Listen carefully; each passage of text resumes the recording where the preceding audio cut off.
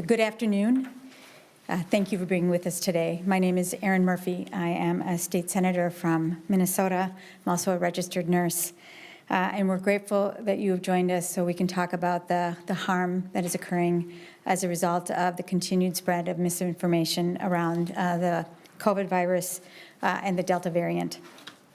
Over the last weekend, I was able to join my family for yet another family wedding, and this has been the year for our family of family weddings. And I have really enjoyed being back together with my family. There's a lot of joy in that and a lot of freedom in being able to gather again as we do as people, and especially with our loved ones. Over the weekend, coming home from Wisconsin, I heard about the Surgeon General's report that was released over the weekend calling the continued spread of misinformation a public health risk. I would like to just read one part of the preamble of that report to you. This is from the Surgeon General of the United States, and in this report he says, health misinformation is a serious threat to public health. It can cause confusion, sow mistrust, harm people's health, and undermine public health.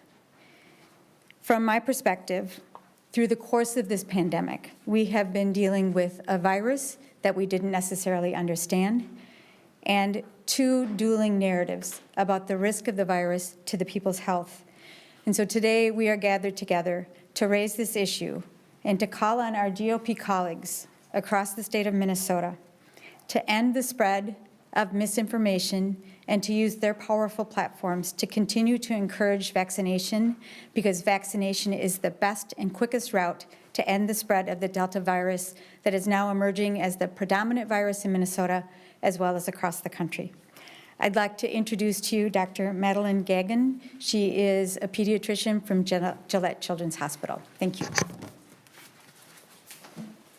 Thank you. Good afternoon. Again, my name is Dr. Madeline Gagnon. I'm a board-certified pediatrician, and I'm the Vice Chief of Staff at Gillette Children's Specialty Healthcare. I'm here today to help reiterate the importance of correct information. There are 3 vaccines out on the market currently in the United States, of course, Pfizer, Moderna, and Johnson & Johnson. These vaccines have been clinically vetted extensively and trialed, as well as vetted by regulatory agencies like the FDA. Thousands of Americans, thankfully, have taken their vaccine, and this has been incredibly effective, not only at stopping the spread and infectivity of COVID, but decreasing serious illnesses, and thankfully, and most importantly, decreasing the rate of death from COVID. If you've had COVID before, it's important, just like anyone else who has not gotten COVID, to be vaccinated. The vaccine is more effective at stopping reinfection than your previous viral history. I bring this up today because it's incredibly important in light of the Delta variant. The Delta variant is a new variant in the United States that we've seen rise exponentially, both here in Minnesota and across the United States. The challenge with Delta variant is it causes you to be more sick, and it's incredibly more contagious, which means you can have a much more narrow window of exposure and end up getting sick.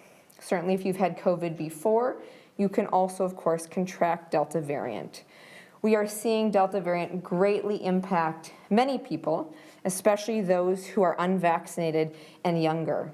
So this is a call more than ever before to get vaccinated if you have not done so. And lastly, as a board-certified pediatrician, I'm often asked, are COVID vaccines safe for children? And I think it's important to remember that as parents, we're nervous about what's doing right for our kids. And so to ask questions is natural and important. And so we have to center ourselves back in the correct information that Pfizer is on the market for 12 and over. It has had extensive clinical trials in children, 12 and over, and has received FDA approval. Thousands of children across the country have received the Pfizer vaccine with minimal to no complications. This pandemic has greatly impacted children. They've become sick, some hospitalized, and sadly, some have lost their lives here in Minnesota and across this country. It has kept them from school, and it has impacted their lives in ways that are sometimes subtle. They've lost parents, they've lost grandparents. And so it's our job as fellow parents and friends and citizens to do what we can to protect our children. So if your children 12 and over have not yet been vaccinated, please do so. for those 11 and under, it's important to take other ongoing mitigation, masking, social distancing, and hand hygiene. So with that information, I ask you to reflect, and if you have not been vaccinated, to consider doing so and bringing your friends and family with you. Thank you.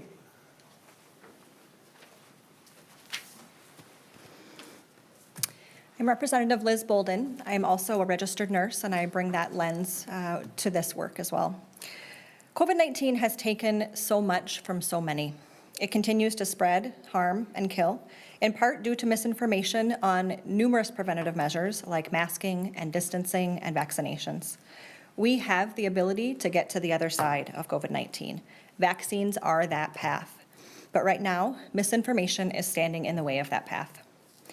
With an early rise in infection rates, the Delta variant moving through communities, and health experts telling us that we are now in a pandemic of the unvaccinated, it's critical for all of us to act responsibly in sharing accurate public health information and stop the spread of misinformation. This is important now more than ever as we're preparing to send our youngest Minnesotans back to school in the fall. In the category of the unvaccinated is everyone under the age of 12, and they are counting on us. Many parents of little ones have shared with me that they feel forgotten. They are frustrated and worried and feel that misinformation and those who are spreading it are putting their kids at risk, and they're right.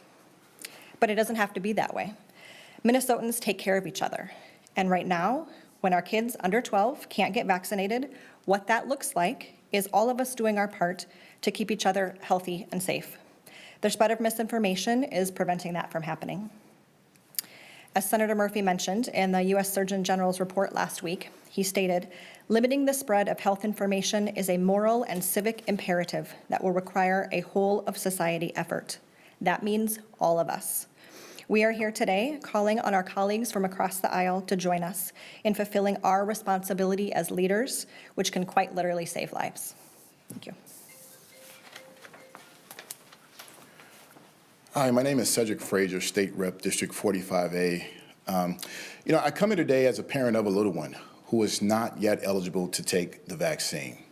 So I am deeply impacted by all those folks that we've lost already, but also I am deeply concerned about those folks that we can protect, and we're not doing it yet.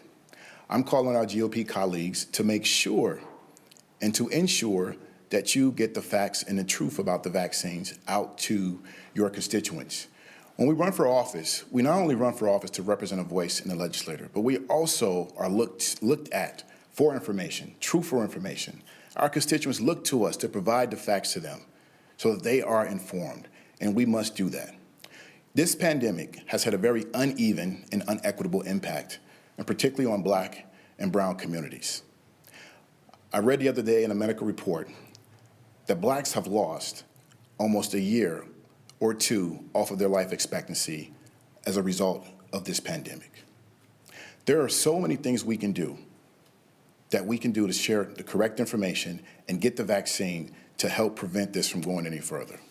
So I'm coming to my GOP colleagues and I'm saying today, please join us in providing the correct and factual information about the vaccines to ensure that your constituents get vaccinated, to not only protect themselves, but also to protect our young people.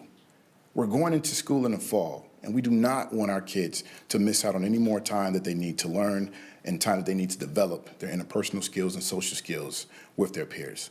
So please, to my GOP colleagues, stop the spread of misinformation, and please get the correct information out so your constituents can get vaccinated, and then we can all move together as one Minnesota.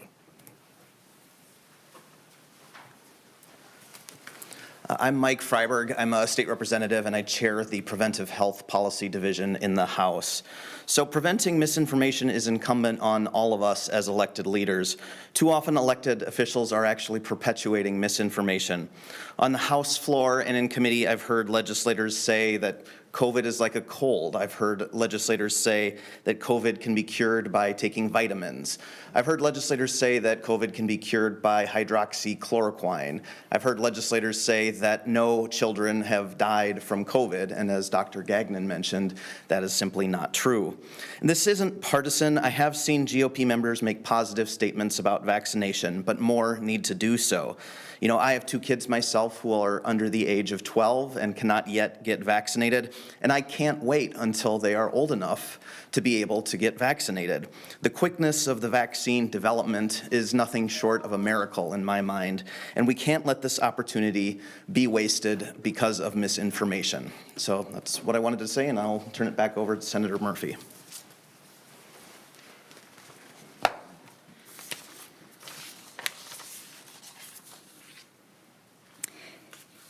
COVID is not the first virus to be politicized or exploited by politicians, but we are living right now with the real-time harm that comes from the exploitation of misinformation. And we often think about the start of this pandemic, and I think about the former president and all the ways in which he used his powerful platform to mislead people. And it's contributed, from my perspective, to the harm and to the death of so many people in our country. But the misinformation is not limited to those in Washington, D.C. On June 25th, on the floor of the Senate, Senator Gazelka said, "The science of kids under 12 being at risk from COVID clearly says that they are not at risk. It is a very, very, very small percentage. The number of kids under 12 that have died from COVID is very, very small." Senator Gazelka is an insurance agent, and I think he speaks in probabilities, but I am a registered nurse, and I speak in terms of life and death. Children have been sickened. There are children who have died, a 5-year-old in Georgia just this week who died of COVID with no underlying conditions. I know too many parents who are thinking about their young children, thinking about the academic school year next year, thinking about the way that we live and learn. And it is imperative upon all of us, especially those elected to lead and represent the interests of Minnesotans, to get square on this information, to convey accurate information, to promote vaccination so we can continue to get together, so parents can send their kids back to school without worry, so we can enjoy things like the Minnesota State Fair, and we can continue to build a future that we believe in. And with that, we're happy to take your questions. Thank you very much for being here. I'm wondering what you think that this news conference specifically will do to move the needle. I ask because there is a political fault line, and you lawmakers up here are Democrats. I mean, what is the most effective way for Republicans to reach them? And does something like this just turn more Republicans off if they only see, you know, Democrats up here, right? So we are each representatives of districts representing the people of Minnesota. Not all of us are elected. 2 of us are registered nurses, and we have a physician here. And we're speaking from the basis of fact, what we have learned over the last 18 months about the virus. And we know now that the vaccine is effective in preventing and reducing the harm of the virus if someone is infected. So we're speaking not as partisans, but as people entrusted with the well-being of those who sent us into the Capitol to represent their interests. And we are calling on and encouraging our colleagues from either side of the aisle to get square with the information and to stop the spread of misinformation. That is more important than a political fight over this issue. That should be behind us. And together, if we pull together, we're going to save people's lives, and we're going to be able to experience the freedom of life in Minnesota the way we want it to be. There's been misinformation from the start about vaccines. Why now? Why this moment to call on them? Is it really begin and end with the Delta variant ramping up here? So I'm going to invite my colleagues if you want to join in this, but from my perspective, there are 2 things. We are watching the Delta variant now take hold across the country. We're seeing some parts of the country reinstating measures to mitigate the spread of the virus. The Surgeon General took the extraordinary step to call misinformation a risk to the public's health. I think that's an extraordinary step, and it is a time for us to take advantage of that step and communicate to the people of Minnesota that we have a little more work to do to continue to drive out the Delta variant and COVID altogether so we can live the life of our choosing. That's why now. Go ahead. At the end of the special session, the way it ended with the governor's powers, does he have the power now to order schools to do masking? Or is it something the boards are going to have to just decide on their own? So I think that that is a hypothetical question for the future, John Croman. The emergency powers, the law, right, that grants the executive, the governor, that authority is intact if he needed to use it. But I would expect that it's going to be school district by school district that's going to make that decision. But the most important thing that we can do is block the need for that decision by spreading accurate information and making sure everybody has that information so they can make the choice to get vaccinated. Have you had these conversations with your Republican colleagues behind the scenes, and are you having any success at winning people over or making them pose more public statements than they had before? So I've had conversations, private conversations with people, and it is a very difficult subject to overcome. But the information about the vaccine, the information about the virus itself has become clear. We've learned so much in 18 months.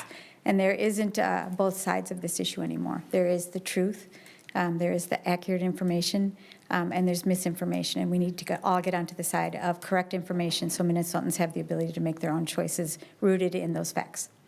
Nationally, there are more and more Republicans coming out in favor of the vaccines. Mitch McConnell, I think just yesterday. Are there specific examples of Republicans in Minnesota who recently have said things that you object to, or is this just kind of, let's get in front of this and let's just try to get everybody on the same page? Well, the quote that I shared with you from Senator Gazelka is less than 3 weeks old.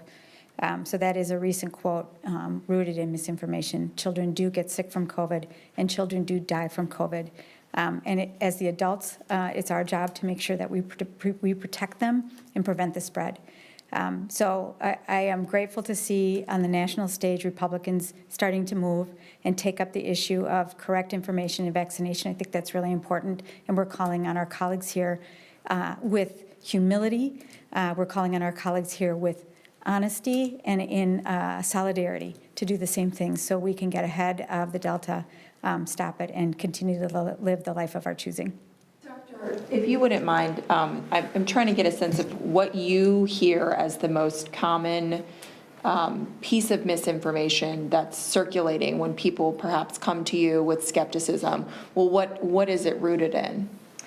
Certainly, I think for adults, we hear a lack of assuredness about the need for the vaccine if they've already had COVID. So I've had COVID, I have mounted antibodies, therefore I don't believe I can get COVID again. And the piece of information that I would like to help correct is that there are multiple variants that come from various same viral roots. And the Delta variant, for example, is the rising variant currently rising in Minnesota, which means if you had the Alpha variant last fall, you can certainly contract the Delta variant now.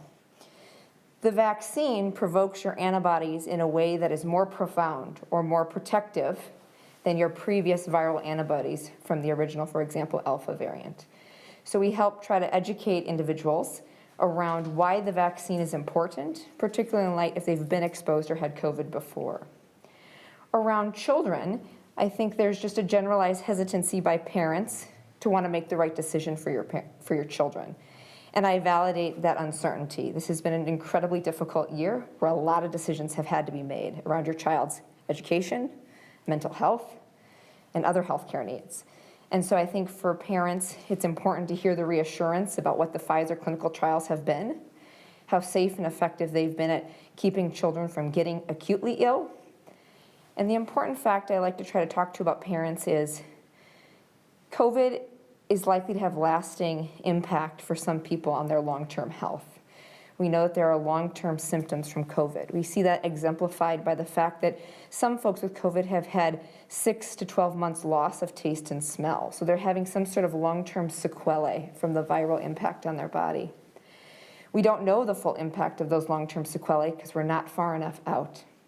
But in 5-10 years, we are likely to have looked back in the rearview mirror and known what are those long-term sequelae from COVID. And so I think in particular for children, while they may not as statistically significantly as adults get seriously ill, again, I want to reiterate, they do become ill and some do require serious life-saving treatments, the long-term impact on their health status and other organ systems is impacted. And so I think for families that helps them understand wanting to prevent the infection. Thank you. What do you say when you hear the I'm healthy, I'm young, I can't get it? What do you tell people about the odds that they could spread it to somebody who is more vulnerable to more serious effects? Sure. COVID doesn't discriminate. There are no properties of discrimination. And so certainly it takes most advantage in those who are unvaccinated. And statistically, we have seen that the older generations have a higher vaccination rate than the younger generations. But that certainly does not change who COVID will infect. So young people from ages 0 through 100 and more, COVID will infect. And so I think it's important to promote the need for the vaccine, not only to protect themselves from infection, but to your point, to the transmission to the next person. There's a lot yet we don't know about transmission. It's one of the concerns about Delta. The Delta variant, you bear a much higher viral load. And so while you may not be symptomatic, say if you're vaccinated, for example, we don't know yet how does that impact the transmission from one person to the next, especially in a mixed household of vaccinated and unvaccinated, or a mixed crowd in the workplace, for example. So not only does being vaccinated help protect you and your own acute healthcare status here and now if you're getting sick, and impact your long-term healthcare status to prevent you from having long-term neurologic or otherwise sequelae from the virus, but it impacts those around you in halt the transmission. I'm wondering, it's not one lawmaker, if you could step up to answer this one. It's just about some of the there was a CBS News poll that just came out that said one of the reasons people are among those who haven't gotten the vaccine and won't, it's distrust in government as part of the reason. So when you're calling on your Republican colleagues who are in, these elected offices to step up, I'm wondering, given that reality for some people, is that the most effective messenger to reach people who aren't vaccinated if there is distrust? I decided to run for the Senate in part because I wanted to restore people's faith in what we can do together through our government and through politics.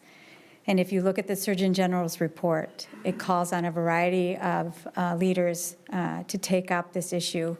It does not call on elected officials, which I think speaks to your question. But I know that having served and serving with others, that we have powerful platforms, our own voices in our communities, our social media platforms, the things that we say and do have impact. And that's why I think it's important that we stand up to the challenge and to share accurate information with Minnesotans, in part because it will save lives, it'll protect people's health, but also because I think it is important in this point in America that elected officials rise to that place where people will trust us again. And that means leading with integrity. And that's one of the reasons why we're here today. And I have faith that my colleagues across the aisle will join us in that. When a candidate suggests that it's your choice and keeps stressing that it's your choice, is the underlying message there that it's not important enough to make the right choice? I think that we are, in America, rooted in individual choice. And each person has to consider their choice around this vaccine. But I have found over and over again when we share, and this is me as an elected official, but me as a parent and me as a nurse, when we share accurate information so that a person can make a decision, an informed decision, they go the way of the information, almost always, they go the way of the information that will protect themselves and the people around them. Did you join, or did you ask any of your Republican counterparts to join us here today for this press conference? I did not. I reached out to Representative Bolden because she is a fellow nurse, and then we built from there. Thank you for asking. Thank you very much for being with us today. I appreciate it.